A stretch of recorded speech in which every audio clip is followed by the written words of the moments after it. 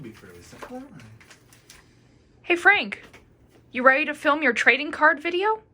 I am. I've been studying my Pokemon cards for a long time now, and I remember how to play the game. I've got it all mapped out. It's going to be a good video. One thing.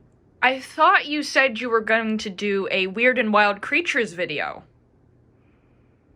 Oh, that's right. That's, oh man, 48 hours of studying for nothing. Breaking news! A new episode of Let's Be Frank starting now! Hello all! We are back once again with the Weird and Wild Creature cards. Once again, I just gotta say thank you all so very extremely much for your support of those videos. My first one has gotten over 500 views now. My second one has passed over 300. And the third one is about to hit 100 very soon. These are by far my most watched videos, and I don't plan on stopping them anytime soon. So with that being said, Owlman, would you do the honors? We are once again going to be talking about these cards, but this time in particular, the trading cards. If you remember in the last video, I did mention that I wanted to bring these guys up. There are, based on the cards that I have, 5 different ways you can play games with these cards. Each one is a little bit more complicated than the last, but there's only one catch. I don't have the card to tell me how to play game 2. Sorry, but if you want to know how to play that one, you may have to look it up somewhere else, because I'm not going to. So let's just go ahead and jump right into things nice and quick and start talking about game number 1. Alright, so game number 1 is super simplistic, very easy to get, and very easy to play. It's basically just the game of war. Now, if you don't know what the game of war is, allow me to explain while playing the game, since they're identical. So, war is a very simplistic game. You basically pick one card and you put it out, and your opponent does the same. And whoever's attack number is bigger wins. The Mongolian Deathworm. Remember him? He's a familiar face. And his attack number is 7. Owlman's is only 6. So Owlman loses, Mongolian Deathworm wins, and my lovely assistant gets to keep Owlman in her deck. Now, next, we were to put out 2 more cards and say I want to put out the Siberian Tiger. And she puts out the Nile Monitor. It's harder to put down. And similar to last time, a 7 beats a 6. So I get her Nile Monitor. And basically, the goal of the game is to have your opponent's how did I get the Grim Reaper? To have your opponent's entire hand with you. So if I, for example, ended up with all of her cards, she had one extra up her sleeve, in my hand, then I would win. And that's basically this game. The only part of it you use is the attack. So that's how you play game number 1. So like I said, there's no game number 2. Well, there is. I just don't have the card for it. So we're going to be moving on to game number 3. Now this one's slightly more complicated, but still a similar idea. So my lovely assistant and I will demonstrate this game for you right now. Again, not too hard to comprehend. Alright, game number 3. Let's jump right into it. I see we have more familiar faces. Harpy Eagle, Typhon, one of my favorites, and the Killer Bees. Such innocent times back in the day. Who would have thought 2020 would have actually brought Killer Bees to the table? Not me, whatever. Okay, the game. Each player starts with 5 cards from his or her deck. Now, then you roll a dice. Now, I don't actually have any dice, so we're going to be using Katrina's phone and Siri. Roll a dice. It's 2. It's 2. Wait a minute. We didn't establish. The dice roll at the beginning is to determine who goes first. Katrina, even or odds? Odds. Roll a dice. 3. 3. Hey, you go first.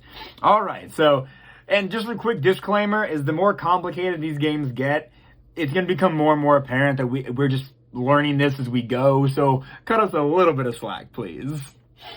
Now, Katrina is going to pick whatever monster she wants to put out first.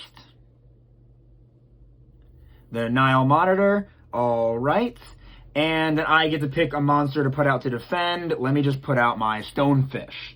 Now, we each roll a dice again. She rolls a dice to add on to her attack, which is 6. And I roll a dice to add on to my defense, which is 6. So let's hope these dice rolls are pretty good. Roll a dice. Rolling. This is for you, Katrina. It's 3. Okay, so you now do 9 attack. It's pretty good. Roll a dice. Okay. 2. It's 2. Okay, so my defense is only 8, so her attack is higher than my defense, and so my Stonefish goes down. But unlike game number 1, the opponent doesn't get to keep it. It's dead, it's killed, and it goes into the graveyard, which is just the discard pile. So I'm going to set that right there. So now, normally you would, keep going and filling spots until your deck is empty.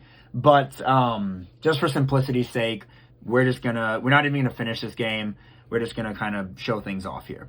So I'm not gonna replace my deck. But I did want to mention really quick that you can't attack with the same monsters twice in a turn, and there are specialty cards, such as Typhon, which is my platinum card, and the Killer Bees, which is a gold card. And that just means they have either really high attack or really high defense, and more life points than they would normally have. For example, Typhon has a whopping 200 life points. And some of these cards, as in the Killer Bees, actually have special abilities. The Harpy Eagle does too. For example, the Killer Bees does +1 attack to Nightmares of Nature. So if Katrina's next move was to put out her Killer Bees and I put out my Harpy Eagle, which is a Nightmares of Nature's card, her Killer Bee would do extra damage to my Harpy Eagle. But that's pretty much the whole game. You just keep doing that same process over and over. You can use your platinum cards for more advantage, same with the gold, and your special powers. Pretty self-explanatory once it gets going. That's the right way, right, Katrina?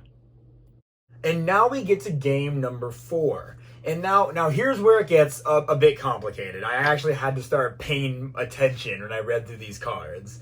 Now we're not just dealing with attack and defense. Now we're dealing with life points. There's even room to play with the new gold, diamond, platinum, and whatnot, different special cards. Once again, special powers are used, just like in game 3, and there's just a lot more to discuss. So let's just go ahead and demonstrate for you right now. Oh, lovely assistant! All right, game number 4. Let's go. So this game is very similar to game number 3, with only a few differences here and there, but I'll explain along the way. Katrina, odds or evens? Even. Even.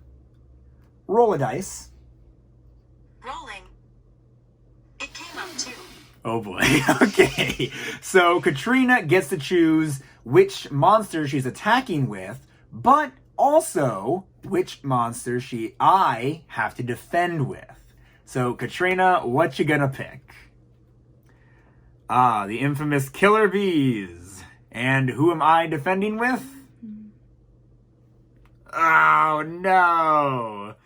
Okay, the Harpy Eagle. As we established last time, the Killer Bees can do extra damage to Nightmares of Nature.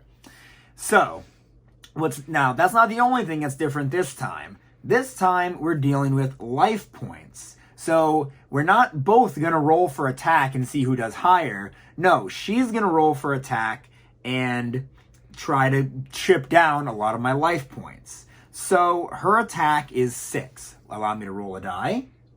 Roll a dice. Okay. 1. It's 1! Oh boy! What's interesting this time is that we're not adding, we are multiplying. games. So as we know, 6 times 1 is 6. So she only, but she does get +1 against my Harpy Eagle because it is a Nightmare of Nature. So she does 7 damage to my life points. Now, normally you would write this down on a notepad and keep track of your different monsters' life points. Or if you want to play it similar to Pokemon, you can use damage counters if you have them. But we're not going to go through all that because that's basically it. It's played just like that. If your monsters get knocked out, you can replace them with others in your deck, or if you want a much quicker game, you can just use the 5 that you have. And yeah, they're similar to Game 3, and let's move on to the final game. And now Game 5. Here's where things really get complicated. Not super hard to understand. I mean, it's no Magic the Gathering or anything, but it's definitely something you have to pay attention to. So now, as I've shown you before in the past, the Weird and Wild Creatures cards are separated into different sections. You know, Monsters of the Past, Monsters of the Mind, Tiny Terrors, you know, things like that. Now, a certain kind of monster can only attack their kind. So a Toxic Terror can only attack a Toxic Terror and not a Nightmare of Nature, and so on and so forth. Again, the game's starting to look a bit like Pokemon at this point, but a little bit different. For example, a Pokemon can attack more than its own type, but the layout seems to be something akin to it, a bit similar. Let me explain by showing you how to play. Alright, finally, the last game. So this game is, again, very similar to the last two, with just a couple slight differences. For example, now you can only attack your same kind. So to make things easy, we just kind of put them all facing each other, and it's pretty much the same game as last time. So Katrina, pick a odds or evens. Odd. Oh. All right. Roll a dice. Rolling. It came up 1. So you did pick odds. So you get to go first, choose who you want to attack with, and attack the of mine. Oh, your Plague Flea against my Spider Wasp. Okay, so your attack is 6. Holy wow. Man, I guess the plague was pretty bad. Okay. Okay. So let's give you a number. Roll a dice. It's 3 this time. It's 3. So 6 times 3 would be 18. So that does 18 damage to my Spider Wasp, who has a total of 90 life points. And so on and so forth. I think you all get the point. And the reason Katrina and I have backup cards underneath some of our monsters is because, to be quite honest, that's what they had on their big card. And, of course, that's mainly going to be there because you can run through an entire deck. And, you know, whoever has, the most cards at the end wins, because, say, her Plague Flea did kill my Spider Wasp, it would be discarded in the graveyard, like last time. And, of course, whoever runs out of cards here first is the winner. And that's pretty much that. There's not much more else to explain on it. I've pretty much told you everything you need to know to be able to play all 4 of these 5 games. Sorry about number 2, I just don't have it. And there you have it. Those are the 4 games that I know how to play, and, you know, because I have the cards that tell me how to play them. If I did have game number 2, I would have showed it to you guys, but I don't, so oh well. Now, the only things I didn't mention were some of the other cards, like specialty cards that aren't just monster cards. For example, there are power-up cards like Reality Check.